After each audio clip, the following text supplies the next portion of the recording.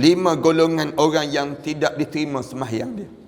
Ada 5 golongan yang merekanya yang dianggap dia sembahyang tapi macam tak sembahyang. Laisat lahumus salat. Ada 5 golongan yang dianya kalau kita tengok dia sembahyang tapi sebenarnya Allah tak terima sembahyang dia. Siapa golongan yang 5 di kalangan manusia yang dianya sembahyang tapi tak diterima sembahyang dia? Yang pertama, al-mar'atu sahitun 'alaiha zawjuha. Yang pertama, seorang isteri yang dimarahi oleh suaminya.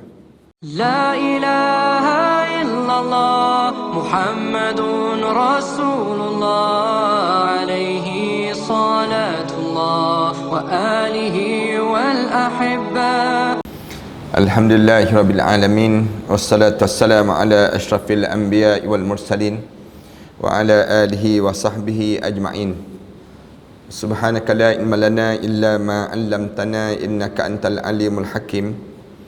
Rabbi shrah li sadri wa yassir li amri wahlul 'uqdatam min lisani yafqahu qawli. Ya alim 'allimna min ilmika kama tarda bihi 'anna. Ya halim khalliqna bi khuluqil hilmi وحققنا بحقائق العلم اللهم علمنا ما جهلنا وذكرنا ما نسينا اللهم يسر ولا تعسر وتمم بالخير أما بعد. Para hadirin yang dihormati sekalian, alhamdulillah kita syukur pada Allah kerana pada pagi yang baik ini kita diberi lagi peluang oleh Allah untuk kita meneruskan pengajian kita dalam kitab Tanbihul Ghafilin ini, di mana kita pada setiap pagi Isnin ni kita akan baca 2 kitab.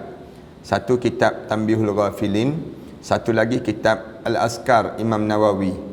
InsyaAllah pada pagi ininya kita sambung tentang tajuk mengenai bab membaiki orang yang berkelahi ataupun kita menyambung kembali silaturahim, dan juga larangan kita memutuskan silaturahim. Tajuk inilah yang kita bincangkan. Kita berhenti sebelum daripada ininya. InsyaAllah kita sambung dalam tajuk yang membicarakan tentang mengenai Islam dia suruh kita menyambung silaturahim. Maksudnya di kalangan kita ni, jangan kita ni memutuskan hubungan di antara satu sama lain.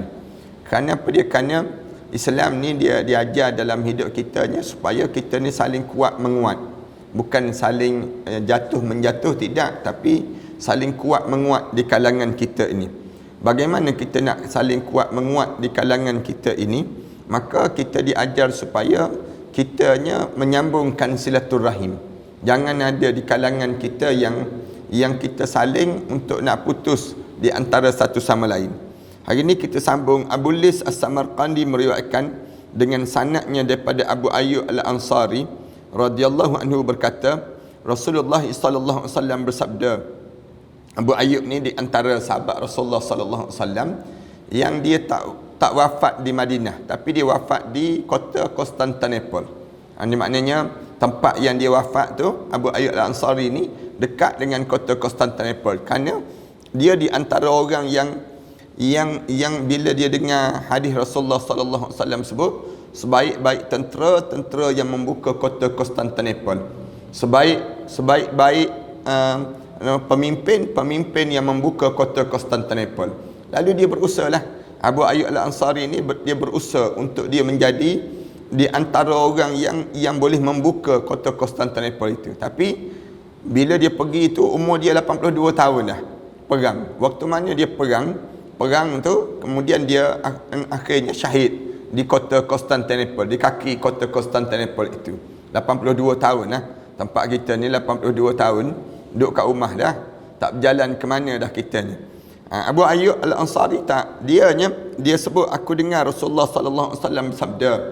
Rasulullah sallallahu alaihi wasallam sabda, la yahillu li muslim an yahjur akhahu fawqa thalathin yaltaqiyan fayuridu hadha biwajhihi wa hadha biwajhihi wa khairuhum alladhi yabda'u bis salam. Rasulullah sebut tidak halal seorang Muslim yang dianya menjauhi saudara dia lebih pada 3 hari. Rasulullah sallallahu alaihi wasallam sebut demikian. Salah mana-mana orang Islam yang dia tak tegur siapa di antara satu sama lain lebih daripada 3 hari. Ni maknanya bila dia berjumpa tu, dia menjauhkan diri dia. Menjauhkan ni dia panggil yahjura akhahu. Yahjura ni maknanya dia pergi duduk jauh, tak nak cakap, tak nak tegur saudara dia. Lebih daripada apa dia? Fauqa thalathin yaltaqiyan. Lebih pada 3 hari yang mereka bila mereka berjumpa, mereka tersebut yaltaqiyan fayuridu hadha. Lalu dia paling di tempat itu biwajhihi. Dia paling daripada saudara dia untuk wajah dia tu tidak melihat kepada saudara dia. Kemudian wahadha biwajhihi, manakala saudara dia pula dengan wajah tersendiri. Saudara dia sendiri. Wa khairuhum alladhi yabda'u bisalam. Orang yang terbaik di kalangan mereka dua tersebut, siapa yang memulakan bagi salam. Siapa di kalangan mereka yang mula bagi salam tu, itulah orang yang terbaik di kalangan mereka ini. Ini Rasulullah sallallahu alaihi wasallam ajar dalam hidup kita ni, kalau sekiranya kita berjumpa dengan orang-orang yang kita tak suka, jangan sekali-kali kita memaling wajah dia kecuali dalam tempoh 3 hari. Dalam tempoh 3 hari itu, katakanlah saudara-saudara kita ni, waktu mana dianya kita tak suka dengan dia. Bila kita tak suka pada dia tu, kemudian kita memalingkan wajah kita daripada dia dalam tempoh 3 hari, itu tak apa lagi. Rasulullah sebut. Tapi kalau sekiranya lebih pada 3 hari, lebih 3 hari kita ni tak tegur sapa dengan dia, tak halal. Rasulullah sallallahu alaihi wasallam sebut demikian. Nak suruh kita ni jaga di kalangan kita, jangan sekali-kali kita memutuskan silaturahim di antara kita. Dalam hadis yang lain, Abu Lis meriwayatkan dengan sanadnya daripada Al-Hasan Al-Basri berkata, Nabi sallallahu alaihi wasallam bersabda, la tuhajiru fa in kuntum mutahajirina la mahalatan fala tuhajiru fawqa 3 ayyam wa ayyuma muslimain mata wa huma mutahajirani la yajtami'ani fil jannah. Ni hadis Rasulullah menerangkan lagi dalam yang lain. Rasulullah sebut, jangan sekali-kali kamu memalingkan wajah. La tuhajiru, jangan kamu menjauh di antara satu sama lain, ataupun kamu memboikot di antara satu sama lain. Jangan. Fa in kuntum mutahajirin, kalaupun kamu ni terpaksa untuk menjauh di antara satu sama lain, fala tuhajiru fawqa 3 ayyam, jangan lebih daripada 3 hari 3 malam. Wa ayyuma muslimain, mana-mana seorang muslim yang mata wa huma mutahajirani, dia mati di saat mana dia sedang bertelingkah di antara satu sama lain, dia tak tegur siapa di antara satu sama lain, la yajtami'ana fil jannah, dua-dua tu tak akan kumpul dalam syurga Allah Subhanahu wa taala. Rasulullah sallallahu alaihi wasallam sebut demikian. Kalau kamu nak masuk dalam syurga, kamu kena pastikan kamu menyambung silaturahim. Jangan saat mana kamu nak meninggal dunia, tiba-tiba kamu ni tak tegur siapa di antara satu sama lain di kalangan kamu. Jangan. Tapi waktu mana kamu nak meninggal dunia tu, kamu mesti pastikan sesama kamu ni sambung semua silaturahim di antara satu sama lain. Kalaulah ada orang yang mati di saat mana dia tak tegur dengan saudara-saudara dia lebih 3 hari 3 malam, Rasulullah sallallahu alaihi wasallam sebutnya, dia meninggal dunia. Lepas pada 3 hari 3 malam tak tegur siapa, masuk dalam kubur. Masuk dalam kubur ni dalam keadaan yang dianya macam mana? Dalam keadaan dianya sendirinya tak berjumpa tempat dalam syurga Allah Subhanahu wa taala. Ini cara yang diajar dalam Islamnya. Islam dia nak suruh kita ni hidup dalam keadaan yang sambung menyambung di antara satu sama lain ini sendiri. Silaturahim di kalangan kita.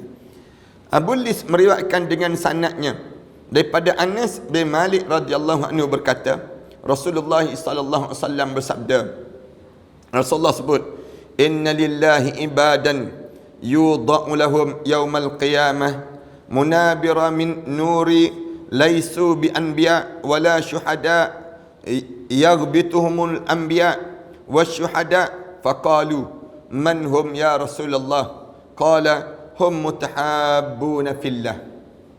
Ni hadis yang Rasulullah sallallahu alaihi wasallam nak suruh kita sambung lagi silaturahim di antara satu sama lain. Rasulullah sebut ada beberapa hamba Allah yang akan diberi oleh Allah pada hari kiamat nanti mimbar daripada cahaya yang Allah ciptakan untuknya. Dia sebut demikian. Innallaha ibadan yudha'u lahum yaumal qiyamah manabira min nuri. Dia akan dibentuk cahaya. Cahaya ni cahaya yang dijadikan mimbar.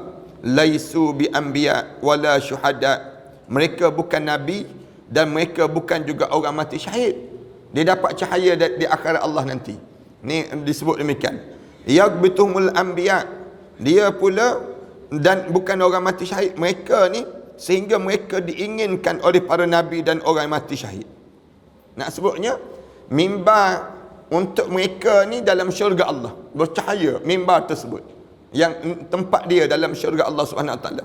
Yang menyebabkan yaghbituhum ni maksudnya didengki. Maknanya didengki, dipanggil dalam Islam ni dengki ni ada dua. Satu dengki yang buruk, satu lagi dengki yang dipanggil dibenarkan dalam syarak. Kita boleh untuk kita nak berdengki. Dia panggil dia panggil yang dinamakan dengan dalam istilah irbatuhum. Irbatuhum ni maknanya dia rasa nak sangat, orang lain pun nak juga nikmat yang sama ini sendiri. Siapa yang nak ni? Al-anbiya wasyuhada. Nabi-nabi dan juga orang mati syahid. Nabi-nabi dan orang mati syahid pun nak juga tengok mimbar dalam syurga Allah yang penuh dengan cahaya berkelipan dalam syurga ni. Faqalu man hum ya Rasulullah. Lalu sahabat-sahabat pun tanya, siapa mereka ni ya Rasulullah yang boleh dapat nikmat demikian sehingga kan Allah bagi begitu sekali pada diri dia? Siapa dia ni? Qala hum mutahabbuna fillah. Mereka ni orang yang hidup dalam keadaan saling berkasih sayang kerana Allah. Atas dunia ni maknanya mereka tak memutuskan silaturahim. Hidup atas dunia ni dia sambung silaturahim dengan orang. Setiap di kalangan kitanya menyambung, dia panggil hubungan di antara satu sama lain. Bila sampai di akhirat nanti, masuk saja dalam syurga Allah Subhanahu Wa Taala, Allah bagi nikmat ni. Nikmat apa dia? Nikmat dengan kerusi dalam syurga Allah yang di mana dalam syurga tersebut kerusi itu bercahaya daripada cahaya yang indah membentuk kerusi. Duduk atas tersebut di kalangan mereka ini. Siapa orang ni? Ditanya. Sahabat-sahabat tanya, orang ni sampai didengki oleh para nabi pun dengki, para anbiya pun dengki, nabi-nabi pun dengki, dan orang mati syahid pun dengki nak duduk tempat tersebut. Lalu tanya, siapa dia? Faqalu man hum ya Rasulullah. Sahabat-sahabat tanya, siapa mereka itu ya Rasulullah? Lalu jawab, qala humul mutahabbuna fillah. Mereka tu orang yang saling berkasih sayang kerana Allah. Hidup atas dunia ni dia hanya menyambung silaturahim, senang ceritanya. Dia tidak berkelahi, tak nak cari jalan untuk nak berkelahi, tapi cari jalan untuk nak berdamai, cari jalan untuk nak menyambung silaturahim. Yang ni mesti ada di kalangan kita demikian. Kerana ada orang yang atas dunia ni hidup dia dalam keadaan yang dia hanya cari jalan untuk nak berkelahi. Ada je alasan-alasan dia yang dia nak suruh berkelahi dalam hidup ni. Kita jangan begitu. Kita ni kena cari jalan untuk nak mendamaikan. Ni berlapang dada pada diri kita. Banyak benda yang kita kena uruskan hubungan di kalangan kita ni. Berkelahi ni punca apa? Punca kerana kitanya salah dalam komunikasi sesama kita. Sama ada salah faham komunikasi, sama ada di kalangan kita ni tak jaga kata-kata bahasa komunikasi kita. Ramai di kalangan kita ni tak boleh nak jaga yang disebut dengan bahasa-bahasa ataupun kata-kata yang keluar daripada mulut kita, ataupun lenggok tubuh badan kita, bahasa badan dipanggil. Bahasa badan pun sama juga, yang kadang-kadang menggambarkan tentang mengenai kita tak puas hati dengan seseorang. Bila kita buat macam tu, benda apa yang akan terjadi? Akan putus silaturahim di kalangan kita, akan rosak hubungan di antara sesama kita ini. Sebab tu kita, Islam dia suruh jaga mulut kita, jaga tingkah laku kita, jaga adab kita, jaga akhlak kita, dengan tujuan nak suruh apa dia? Nak suruh kita ni nak suruh kita tersusun di kalangan kita dan tak terputus silaturahim sesama kita ini sendiri. Abu Hurairah radhiyallahu anhu berkata, Rasulullah sallallahu alaihi wasallam sabda, tuftahu abwabul jannah yaumal isnain. Terbuka pintu syurga Allah ini, dibuka pintu-pintu syurga ni setiap Isnin. Disebut demikian. Setiap hari Isnin dibuka pintu syurga. Dibuka pintu syurga. Wa yaumal khamis, dan juga pada hari Khamis. 2 hari ini dibuka pintu-pintu syurga pada setiap di kalangan kita. Fayaghfiru fihi ma likulli abdin la yusyrik billahi syai'a.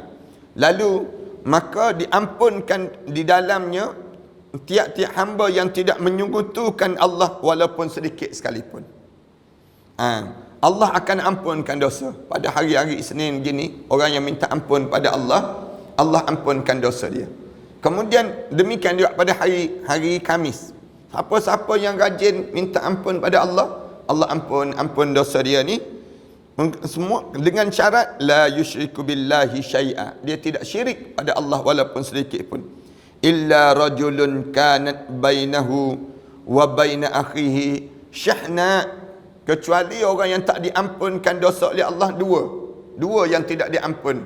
Ni siapa dia? Yang pertama orang yang syirik pada Allah. Yang kedua orang yang dia dalam keadaan dengan saudara dia bersaudara. Saudara dia ni syahna, bersekenta, berkelahi dengan saudara dia. Allah tak ampun dosa dia.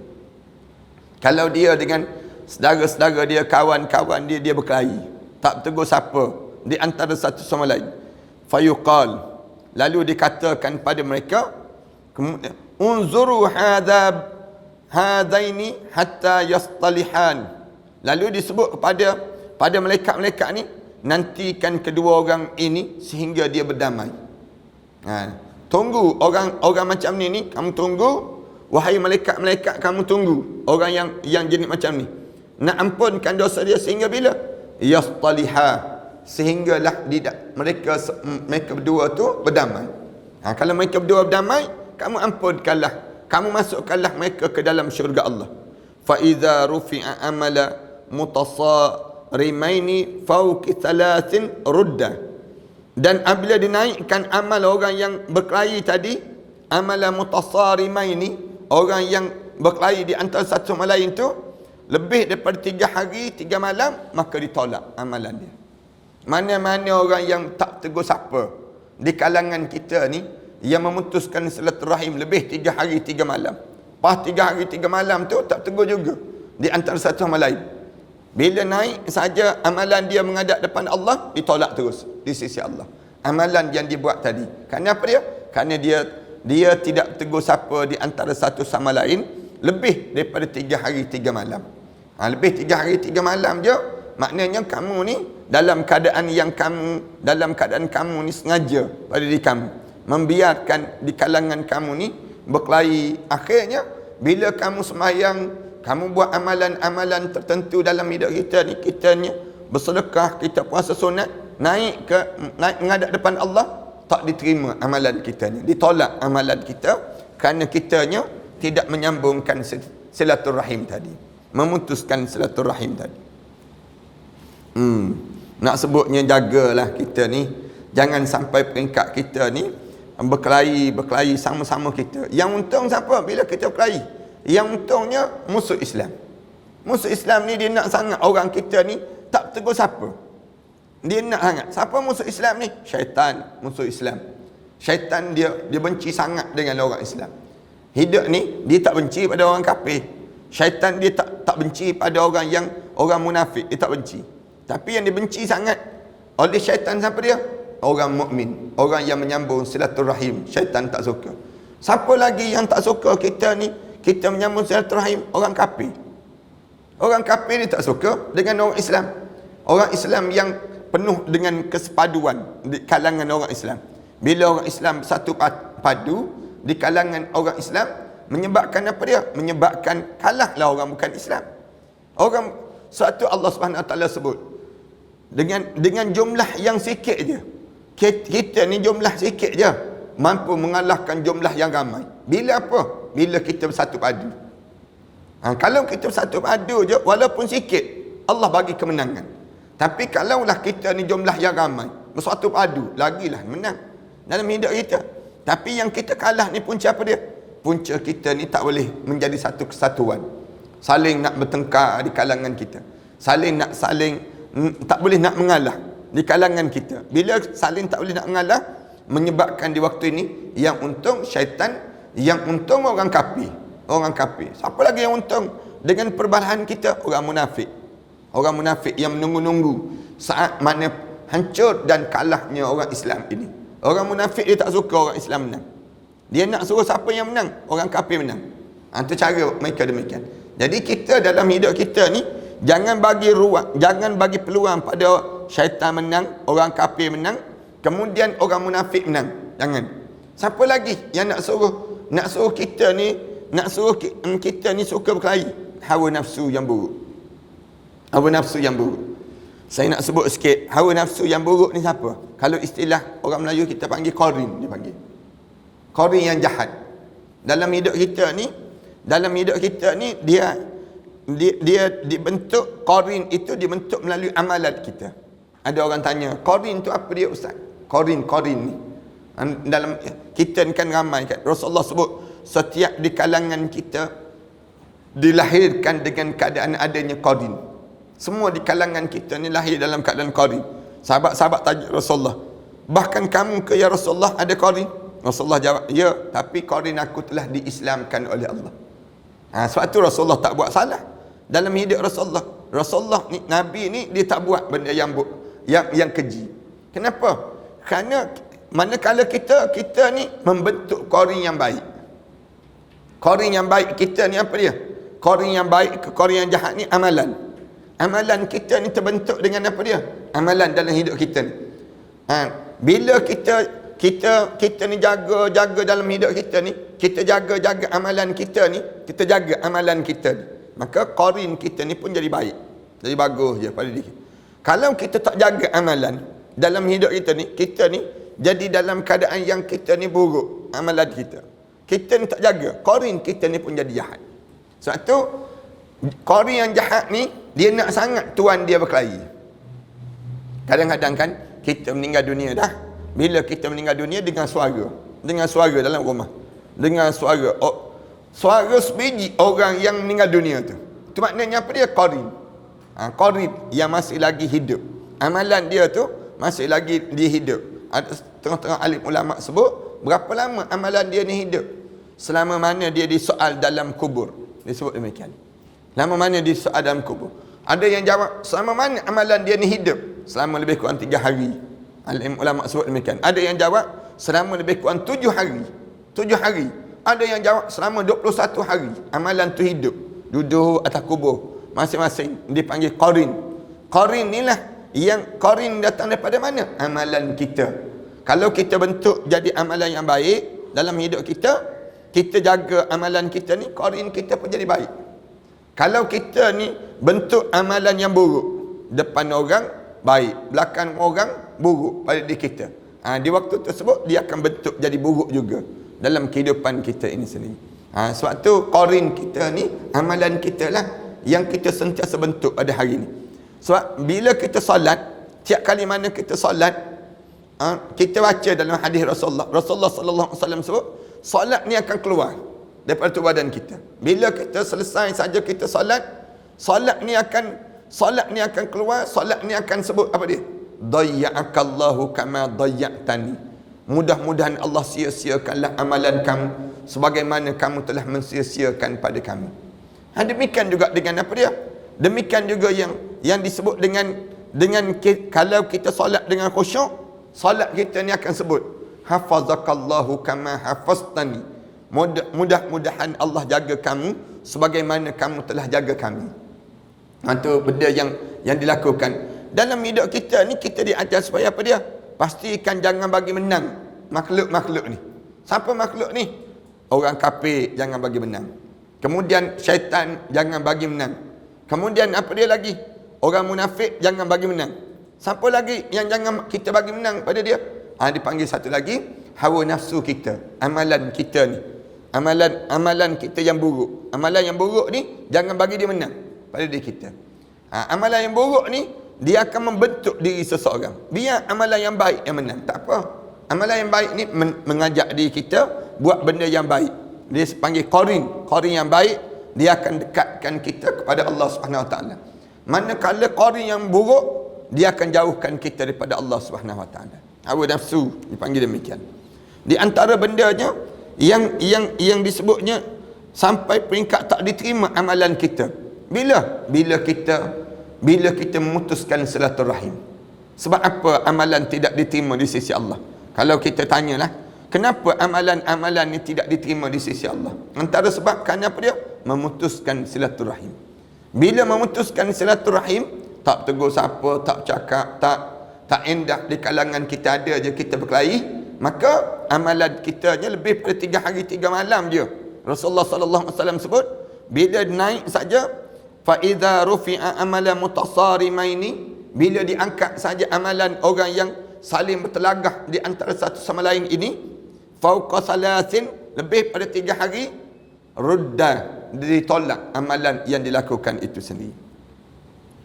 Abu Umamah radhiyallahu anhu berkata, Nabi sallallahu alaihi wasallam bersabda, Rasulullah sebut, "Iza kanat lailatun nisfi min Sya'ban, yahbitullahu ila sama'id dunya, fayattali'a ala ahli al-ardi, fayaghfiru li ahli al-ardi jami'an illa kafirun wa musyahin." Disebut demikian. Ketika mana malam pada separuh daripada nisfu Sya'ban, bila sampai pada nisfu Sya'ban, yahbitallahu ila sama'id dunya, Allah akan turun sampai ke langit dunia untuk melihat penduduk bumi ini. Allah akan turun malam nisfu Sya'ban. Rasulullah sallallahu alaihi wasallam sebut demikian. Bila turun saja sampai ke langit dunia, fayattali'a ala ahli al-ardi, lalu diampunkan semua penduduk bumi ini, kecuali siapa yang tidak diampun oleh Allah. Li ahli al-ardi jami'an illa al-kafir wal musyahin, kecuali orang kafir dan juga orang yang bertelagah di antara satu sama lain. Orang yang bersekata, yang masing-masing saling berkelahi di antara satu sama lain, Allah tak ampunkan dosa mereka. Nak sebutnya bahayanya kita ni memutuskan silaturahim. Jangan sekali-kali kita ni berusaha untuk nak memutuskan silaturahim, jangan pada diri kita ni. Abu Lis berkata lagi, turun di sini ialah perintahnya sebagai firman Allah Ta'ala. Firman Allah Ta'ala apa dia? Maka Allah datang pada mereka daripada arah yang mereka tidak sangka-sangka, yakni hukum dan seksa tiba pada orang kafir itu. Anas bin Malik radhiyallahu anhu berkata, Rasulullah sallallahu alaihi wasallam bersabda, khamsatun laysat lahum salah, 5 golongan orang yang tidak diterima sembahyang dia. Ada 5 golongan yang mereka yang dianggap dia sembahyang tapi macam tak sembahyang. Laisat lahum salah. Ada 5 golongan yang dianya kalau kita tengok dia sembahyang tapi sebenarnya Allah tak terima sembahyang dia. Siapa golongan yang 5 di kalangan manusia yang dianya sembahyang tapi tak diterima sembahyang dia? Yang pertama, al-mar'atu sahitun 'alaiha zawjuha. Yang pertama, seorang isteri yang dimarahi oleh suaminya. Maksudnya isteri yang dimurka oleh suami ini. Gambaran apa? Suami dia berkelahi dengan suami dia. Bila dia berkelahi dengan suami dia, tak tegur siapa dengan suami dia, ataupun suami dia marah kerana sikap dia keluar daripada rumah, misal contohnya, ataupun apa dia dalam keadaan yang dia je buat benda yang keji, isteri yang buat benda yang tak baik, keluar dalam keadaan tak tutup aurat, buat benda yang dilarang oleh Allah, suami marah. Bila suami dia marah, dia solat.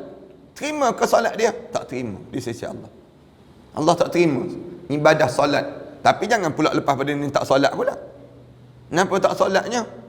Kerana Allah tak terima, disebut demikian. Kerana Allah tak terima, jangan. Cuma nak sebutnya pada diri kitanya, jangan kita yang pentingnya jangan buat benda yang dilarang oleh Allah tadi. Apa dia yang dilarang oleh Allah? Jangan sampai kamu dimurkai oleh Allah Subhanahu wa taala kerana murkanya suami kamu. Allah marah pada yang disebut dengan seorang perempuan ini. Punca apa dia? Punca, dia tak pandai nak jaga dia dengan suami dia. Bila dia berumah tangga, di antara benda yang besar seorang perempuan ni, benda yang besar dia kena jaga sungguh dengan suami. Jangan sampai peringkat dia berkelahi dengan suami. Jangan sampai peringkat suami dia marah pada dia, murka pada dia, benci pada dia. Benci pada dia ni yang menyebabkan suami dia ni tak redha dengan dia. Benci suami ni kena ingat, dia bukannya benci dalam bentuk yang disebut dengan dia sebut je. Kadang-kadang benci ni bukan mesti kalau dia benci dia mesti cerai. Tak.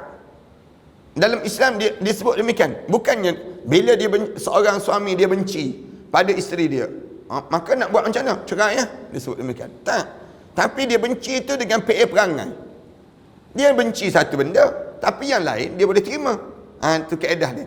Tapi oleh kerana dia tak suka yang ni menyebabkan segala amal ibadah solat perempuan tadi, isteri tadi tidak diterima di sisi Allah SWT.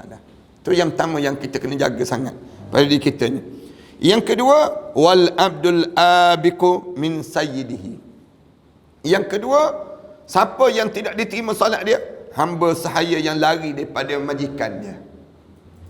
Mana-mana hamba yang dia hamba tapi dia yang lari daripada tuan dia. Dia pergi cari tempat lain. Dia kata tuan dia jahat, tuan dia begini, padahal tuan dia tak buat pun. Tapi dia lari. Semayang dia tidak diterima di sisi Allah. Hamba tersebut tidak diterima di sisi Allah Subhanahu Wa Taala. Zaman kita ni tak adalah hamba. Zaman di tempat kita ni. Tapi katanya di sebelah Amerika ada lagi orang yang menghamba, yang beli jual orang ni ada lagi. Zaman kita ni. Tapi di sebelah-sebelah Afrika ada lagi. Tapi di negara kita tak ada dah. Orang yang di negara kita ni tak ada seorang pun yang jadi hamba di antara satu sama lain ini sendiri. Yang ketiga, Rasulullah sallallahu alaihi wasallam sebut lagi. Wal musarimu alladhi la yukallimu akhahu fawqa 3 ayyam. Yang ketiga, orang yang berkelahi di antara satu sama lain dengan saudara-saudara dia lebih 3 hari 3 malam. Bila dia berkelahi dengan saudara dia lebih pada 3 hari 3 malam dengan saudara dia tersebut, maka Allah tak terima amalan dia. Amalan solat dia tu. Kalau kita ni ada orang yang kita tak tegur siapa lebih 3 hari 3 malam dah, maknanya kita jangan ingat sembahyang kita ni diterima di sisi Allah. Kita kena ingat, aku ni dosa ni kerana aku ni dalam keadaan yang tak tegur siapa di antara satu sama lain. Bila tak tegur siapa ni menyebabkan sembahyang kita tidak diterima di sisi Allah Subhanahu Wa Taala. 3. Yang keempat apa dia? Wa mudminun khamrin. Orang yang menjadi ketagih pada arak. Tagih arak. Mudminun khamrin.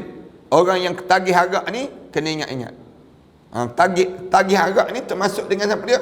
Hisap dadah, hisap ganja, hisap gam, hidup gam. Yang jenis demikian ni sembahyang dia tidak diterima di sisi Allah. Ini disebut demikian. Kena ingat betul-betul pada diri kita ni lah, yang kita diajar supaya kita kena jaga dalam hidup kita ni. Siapa lagi? Yang kelimanya, wa imamu qaumin yusalli bihim wa hum lahu karihun. Yang kelimanya, orang yang menjadi imam di saat mana makmum tak suka pada dia. Kena ingat betul-betul ni. Kita nak jadi imam, tiba-tiba orang duduk belakang kita ni tak setuju dengan kita. Imam. Kita jadi tu imam. Sembahyang kita tidak diterima di sisi Allah. Allah tak pandang. Kita kena jadi tu imam di saat mana makmum setuju dengan kita jadi imam. Jangan peringkat kita jadi imam, orang pun tak suka. Kita ni kan kadang-kadang ada orang yang jadi yang hidup dia belagak nak jadi tu imam dia panggil. Nak pantang solat je dia pergi ke depan terus. Dia jadi tu imam terus. Satu, yang kedua tu imam yang tak nak turun-turun. Tu imam tua dah dia, baca Fatihah pun tak betul dah. Sin dengan sad pun bertukar dah dia. Gigi tak ada kan? Tu imam gigi tak ada. Bila nak baca ihdinas siratal mustaqim tu, ihdinas siratal mustaqim. Padahal sad siratal mustaqim dengan sad, bukan dengan sin. Tapi dah gigi tak ada. Tu imam ni tak nak turun. Makmum ni dah lama dah tegur tu imam, kena turun dah, tu imam kena ganti. Orang-orang muda-muda ni ramai lagi, yang menghafal Quran ramai lagi. Dia kata aku dah tua dah. Hidup aku dah lama, 40 tahun dah jadi imam. 40 tahun dah jadi imam. Sejak muda lagi jadi imam. Bila dia dah tua, tak nak turun jadi imam. Saat mana makmum dah tak suka dengan dia, dia jadi imam juga, mayang dia tidak diterima di sisi Allah Subhanahu Wa Taala. Nabi sallallahu alaihi wasallam bersabda lagi, "Ala unabbiukum bi sadaqatin yasiratin yuhibbuha Allah Taala." Nak tak kalau sekiranya aku cerita pada kamu sedekah yang paling ringan yang disukai oleh Allah Taala? Nak tak? Rasulullah sallallahu alaihi wasallam sebut. Nak tak aku bagi tahu pada kamu satu amalan sedekah yang paling mudah dibuat. Paling mudah dibuat yang disukai di sisi Allah. Kita tanya, sedekah duit tak ada ni? Dengar sini. Qalu bala ya Rasulullah. Lalu sahabat-sahabat jawab, ya Rasulullah, tolong bagi tahu pada kami. Apa dia ya Rasulullah? Qala islahu zatil bain idza taqata'un. Sedekah yang paling baik, kamu mendamaikan dua orang saudara yang bila mereka bertelagah di antara satu sama lain. Inilah sedekah. Sedekah-sedekah yang baik, yang paling mudah kamu buat. Apa dia? Kamu mendamaikan dua orang yang berkelahi. Bila dua orang berkelahi ni, kamu damaikan mereka berdua tersebut, tempat kamunya mudah je kamu dapat pahala sedekah. Untunglah kamu. Kita dengar orang berkelahi, kita pergi cari jalan untuk damai. Dah lah tu berkelahi, lama sangat dah kita ni berkelahi. Berkelahi 60 tahun dah berkelahi. Kita pun cari jalan. Jomlah kita damai. Damailah di kalangan kita. Jangan berkelahi panjang sangat sesama kita ini. Berkelahi kita ni sikit-sikit sudahlah. Rasulullah ajar pada kita 3 hari je. Lebih 3 hari, maka tak ada dah pahala untuk kita nak dalam hidup kita ni, untuk dapatkan kita dapat ganjaran di sisi Allah Subhanahu Wa Taala. Lalu kitanya, Rasulullah kata, Rasulullah nak suruh orang Islam ni hidup berdamai. Rasulullah kata apa dia? Nak tak kalau aku ajar satu amalan sedekah yang paling mudah dalam hidup kami. Sedekah yang paling mudah di kalangan kita apa dia? Mendamaikan dua orang yang berkelahi. Nak suruh sambung silaturahim di kalangan kita ni. Kita berhenti setakat ni dulu. InsyaAllah kita sambung pada minggu yang akan datang nanti. Setiap hari Isnin kita sambung dalam tajuk ni lagi, insyaAllah. Tajuk di mana kita cerita tentang mengenai menyambung silaturahim ini, dan kita masuk dalam kitab yang kedua pula. Dalam kitab yang kedua ni kita sambung sikit lagi, kitab Al-Azkar. Dalam kitab Al-Azkar ni hari ni kita mula dua kitab ni yang anda masukkan. Al-Azkar ni kitab Al-Azkar Imam Nawawi. Yang ni sebelum daripada ni anda mengajar juga, tapi tak habis juga. Sama juga. Di masjid Ubudiyah sebelum daripada ni, tapi tak sempat habis juga kitab ni. Jadi oleh kerana tak sempat habis juga, anda nak sambung balik lah. Nak sambung balik kitab ni, kitab sama juga, lebih kurang je kitab yang disebut dengan kitab Tanbihul Ghafilin dengan kitab Imam Nawawi. Dua-dua ni kitab yang hebat sebelum daripada ni. Ni kitab Fadail, satu lagi kitab Fadail juga dalam kitab ni, di mana hari ininya insya-Allah kita mulakan dengan kitab apa yang patut dibaca ketika mana kita diuji dengan ujian, ditimpa dengan bencana. Bila kena ujian dalam hidup kita ni, tak ada orang yang tak kena ujian. Lalu kita diajar supaya baca, ada doa yang perlu dibaca. Kami meriwayatkan daripada Ali radhiyallahu anhu, dia berkata, telah bersabda Rasulullah sallallahu alaihi wasallam padaku, wahai Ali, mahukah kamu kalau sekiranya aku ajarkan kamu berapa doa jika kamu ditimpa dengan kesusahan, bolehlah kamu mengucapkannya? Rasulullah sebut demikian. Ali, nak tak kalau aku ajar pada kamu berapa doa, kalimah yang kalau kamu kena ujian, kamu baca doa ni, kamu baca doa ni. Rasulullah sebut demikian. Jawab aku, yakni Ali, ya wahai Rasulullah, moga-moga Allah menjadikan diriku menjadi pembela kamu. Sayyidina Ali jawab demikian. Sayyidina Ali kata, ya Rasulullah, moga aku ni di antara orang yang memtahankan kamu ya Rasulullah. Rasulullah bersabda lagi, jika kamu ditimpa dengan kesusahan, baca doa ini. Rasulullah sallallahu alaihi wasallam ajar, bila kamu ada ujian masalah dalam hidup kamu, kamu sebut kalimah ni je. Apa dia? Bismillahirrahmanirrahim. Bismillahirrahmanirrahim tu wala haula wala quwwata illa billahil aliyyil azim. Nah, senang gitu. Tapi kita ni tak pernah pun, kitanya dengar je tapi nak ingat tu payah pada diri kita. Mudah je. Mulai daripada hari ni, bila kita kena ujian, baca terus Bismillahirrahmanirrahim wala haula wala quwwata illa billahil aliyyil azim. Ni cara demikian. Wala haula, kita sebutnya wala haula, tidak ada dengan nama Allah yang Maha Penyayang dan Maha Pengasih dan Penyayang, tidak ada dan tidak ada daya dan tidak ada upaya.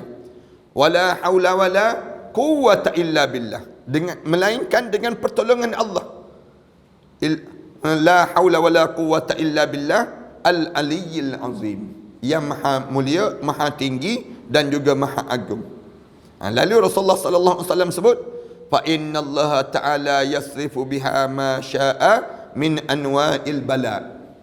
Mana-mana orang yang baca doa ni, maka terbuanglah ataupun tersingkirlah segala macam bala, bencana sesuai dengan kehendak Allah Subhanahu wa taala tersebut. Mudah dia pada diri kita demikian. Cuba kita baca ramai-ramai kalimah ni ya. Anda baca, jemaah-jemaah ikut ni. Bismillahirrahmanirrahim. Wala haula wala quwwata illa billahil aliyyil azim. Bismillahirrahmanirrahim. Wala haula wala quwwata illa billahil aliyyil azim. Bismillahirrahmanirrahim. Wala haula wala quwwata illa billahil aliyyil azim. Ni doa yang Rasulullah sallallahu alaihi wasallam ajar pada kita lah. Ajar pada Sayyidina Ali. Sayyidina Ali ajar pada ramai-ramai. Maknanya bila kita kena ujian dalam hidup kita ni, kita baca doa ni. Wala bismillahirrahmanirrahim. Wala haula wala quwwata illa billahil aliyyil azim. Jadikan satu amalan dalam kehidupan kita. Rasulullah sebut, mana-mana orang yang baca doa ni, yasrifu biha ma syaa, Allah akan jauhkan bencana-bencana yang patut kena pada dia. Ni kita tak tengok je bencana, kena je ujian, terkejut kita. Oh, pocot kita ni. Pocot dia sebut ni. Macam tak ada benda lain yang dia nak sebut. Yang teruk-teruk lagi kan, dia bila tengok terkejut je, mula dia nganga je mulut. Nganga tak sebut benda-benda apa. Pun ada juga. Jangan sebut kalimah-kalimah manusia ni. Sebut apa dia? Bila kita tengok Bismillahirrahmanirrahim, wala haula wala quwwata illa billahil aliyyil azim. Begitu ujian, bila kita kena ujian. Kemudian bab seterusnya, apa yang patut dibaca bila takut bencana sesuatu kaum. Kalau kena pula bencana kaum-kaum tertentu ni pula, satu bencana kejahatan kaum. Kadang-kadang kan ada orang kumpulan yang jahat, kaum yang jahat datang untuk nak kenakan kita, nak buat sesuatu benda pada kita. Lalu kitanya nak buat macam mana? Doa apa yang perlu kita baca? Baca doa ni. Kami meriwayatkan dengan isnad sahih daripada Abu Musa Asy'ari radhiyallahu anhu bahawasanya Nabi sallallahu alaihi wasallam apabila takut bencana satu kaum itu, Rasulullah baca doa ni. Rasulullah baca doa apa dia? Allahumma inna naj'aluka fi nuhurihim wa na'udzubika min sururihim. Ni doa yang dibaca. Pendek je doa ni. Allahumma, ya Allah, wahai Tuhan kami, inna naj'aluka, sesungguhnya kami letakkan segala batang leher mereka itu fi nuhurihim, di belakang-belakang mereka, ya Allah. Allahumma inna naj'aluka fi nuhurihim. Ya Allah, aku letakkan jahat mereka tu balik semula atas belakang mereka, ya Allah. Ataupun kalau kita nak terjemahnya, ya Allah, aku jadikan, aku harap supaya segala kejahatan mereka tu Engkaulah yang membalasnya, ya Allah. Tu naj'aluka fi nuhurihim, di belakang mereka tersebut. Wa na'udzubika min syururihim. Yang kedua, aku minta lindungilah mereka itu ya Allah. Wa na'udzubika, lindungilah aku ni daripada kejahatan mereka itu, min syururihim, daripada kejahatan mereka itu ya Allah. Itu cara dalam hidup kita nya. Kita ni bila ada je orang yang kaum yang nak buat khianat, puak-puak yang nak buat khianat, segala benda yang nak buat khianat pada diri kita, ni doa ni ingat betul-betul. Katakanlah ada kumpulan yang besar yang nak buat khianat pada kita, baca doa, Allahumma inna naj'aluka fi nuhurihim wa na'udzubika min syururihim. Ni doa yang mudahlah untuk kita baca ni. Kadang-kadang kan ada puak yang datang nak buat benda yang jahat untuk kita. Kita tahu dah puak ni memang nak buat jahat ni. Kita buat macam mana? Baca doa, Allahumma inna naj'aluka fi nuhurihim, di belakang tengkuk mereka tu ya Allah. Kamu bantai mereka ya Allah. Kamu musnahkan mereka ya Allah. Kemudian yang kedua, wa na'udzubika min syururihim, jauhilah kami ni daripada kejahatan mereka itu ya Allah. Tu cara. Lindungilah kami segala benda yang jahat. Mereka ni bila mereka datang, mereka bawa benda yang jahat sekali. Zaman kita ni bawa dengan nuklearnya, bawa dengan, kan kalau mereka nak buat jahat, mereka bukan sekadar mereka je buat jahat, tapi mereka tinggalkan benda-benda demikian. Yang berlaku di Pasir Gudang ni misal contoh kan. Yang berlaku di Pasir Gudang ni, kita tak tahu siapa yang buat jahat. Jadi penduduk Pasir Gudang ni baca doa ni. Baca doa ni, di antara doa yang dikena penduduk Pasir Gudang baca, Allahumma inna naj'aluka fi nuhurihim wa na'udzubika min syururihim. Minta daripada Allah Subhanahu Wa Taala supaya Allah lindungi kita daripada kejahatan yang akan datang nanti. Kejahatan yang buruk yang akan datang nanti apa dia? Tak tahu penduduk Pasir Gudang ni macam mana. Kena kanser pula misal contohnya. Kena pula bakteria yang kena pada dada ni, dalam musuh-musuh yang melancarkan dengan kimia-kimia yang buruk ni sendiri, yang bahan-bahan kimia yang jahat ini sendiri. Ramai mana di kalangan kita yang sesak dada, yang dalam keadaan yang macam-macam gaya kan.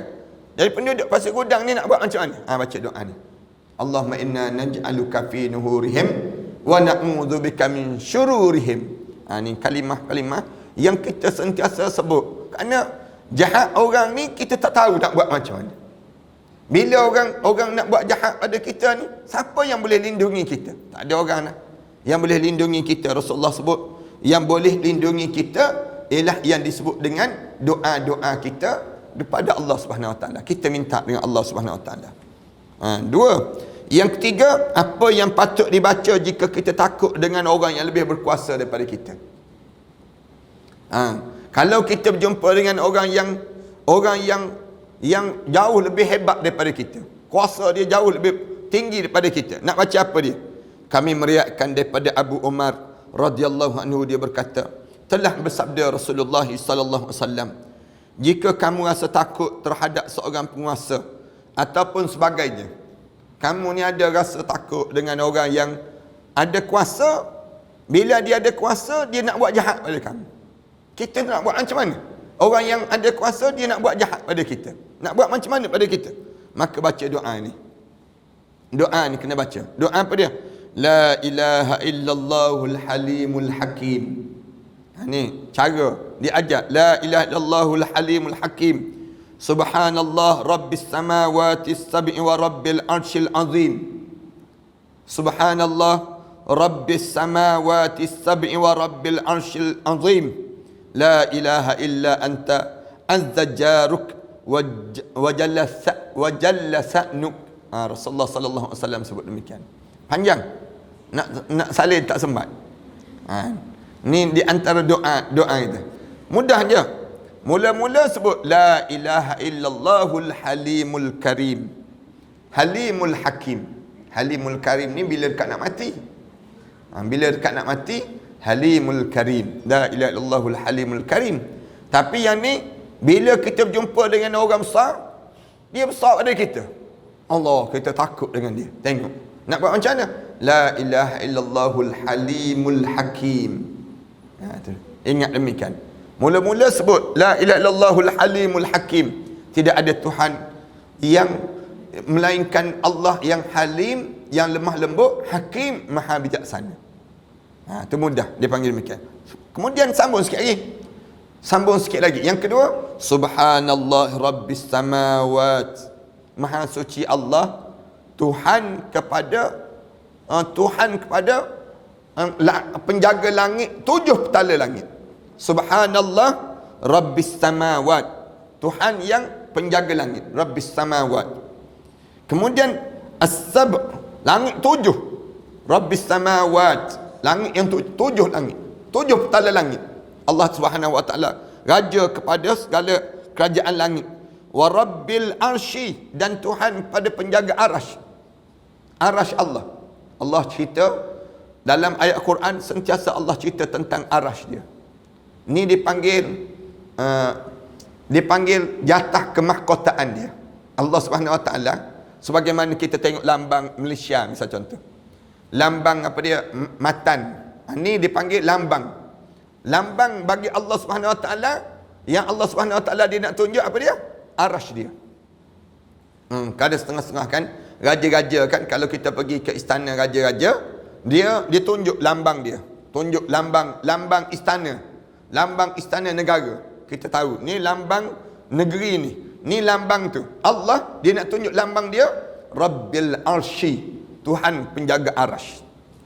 Arasy ni dia panggil milik Allah Subhanahu wa taala. Arasy Allah ni Al-Azim. Allah Subhanahu wa taala sebut. Subhanallah Rabbis samawati sab'i wa Rabbil Arsyil Azim. Rabbil Arsyil Azim. Lalu ni dua, yang kedua kita sebut senang itu kan. Rabbil Arsyil Azim. Sambung sikit lagi. Yang ketiga, la ilaha illa anta. Tidak ada Tuhan melainkan kamu ya Allah. Ni mudah lagi ni. La ilaha illa anta. Itu yang ketiga. Yang keempat, la ilaha illa anta. Yang keempat, azzajaruk. Azzajaruk. Azzajaruk ni maknanya kamulah maha pelindung ya Allah. Azzajaruk. Ain zat, ain za, ja, jin, alif, ra, kaf. Azzajaruk dipanggil demikian. Maha suci dan maha ketinggian kamu ya Allah. Azzajaruk. Maha melindungi aku. Aku berlindung pada kamu. Azzajaruk ni maknanya aku berlindung daripada kamu. Kamulah lindungi aku ya Allah. Azzajaruk. Kemudian wajalla sa'nuk. Wajalla sa'nuk. Wajalla sa'nuk ni jim dengan lam. Jim dengan lam. Kemudian sa, nun, alif, waw, hamzah atas dia. Kemudian kaf. Azza. Kemudian wajalla sana'uk. Wajalla sana'uk. Itu sebut demikian. Wajalla sana'uk. Itu cara demikian. Rasulullah sallallahu alaihi wasallam sebut. Ni anjurkan baca juga bab sebelum ini seperti mana yang disebut dalam hadis Abu Musa Asy'ari radhiyallahu anhu. Boleh juga kita baca doa yang diajar oleh Rasulullah sallallahu alaihi wasallam sebelum daripada ni lah. Pada Abu Musa Asy'ari itu baca doa Allahumma inna naj'aluka fi nuhurihim wa na'udzubika min syururihim pun boleh juga. Dua-dua tersebut. Doa kalau sekiranya kita berjumpa dengan orang-orang yang ni, orang-orang yang nak pergi, setengah-setengah orang nak pergi temu duga kan. Bila nak pergi temu duga, nak baca doa apa? Baca doa ni. Baca doa ni. Doa apa dia? La ilaha illallahul halimul hakim wa subhanallahi rabbis samawati sab' wa rabbul arsyil azim. La ilaha illa anta azzajaruk wa jalla sana'uk wa jalla sana'uk. Dia kalimah demikian. Cuba kita baca ramai-ramai. La ilaha illallahul halimul hakim. Subhanallah Rabbis samawat as-sab'u wa rabbil arsyil azim. La ilaha illa anta azzajaruk wa jalla sana'uk. Tu apa pada ni ingat tu kot. Pendek je. Tak ingat juga pelik lah. Quran boleh ingat, doa tak boleh ingat. Ni pada diri kitanya. Jadi lepas pada ni kita doa, mudah-mudahan kita boleh baca doa-doa demikian. InsyaAllah pada minggu yang akan datang nanti kita akan sebut doa yang patut dibaca jika kita melihat musuh. Nak baca doa apa dia pula? Kalau kita ni berjumpa dengan musuh, nak baca doa apa dia? Sallallahu ala Muhammad wa ala alihi wa sahbihi wa sallam. Walhamdulillahi rabbil alamin. Bismillahirrahmanirrahim. Alhamdulillahi rabbil alamin. Wassalatu wassalamu ala asyrafil anbiya'i wal mursalin wa ala alihi wa sahbihi ajma'in. Rabbana iftah bainana wa baina qaumina bil haqq wa anta khairul fatihin. Rabbana atina fid dunya hasanah wa fil akhirati hasanah wa qina adzaban nar. Sallallahu ala Muhammad wa ala alihi wa sahbihi wasallam. Alhamdulillahi rabbil alamin. لا إله إلا الله محمد رسول الله عليه صلاة الله وآله والأحبة. لا إله إلا الله محمد رسول الله عليه صلاة الله وآله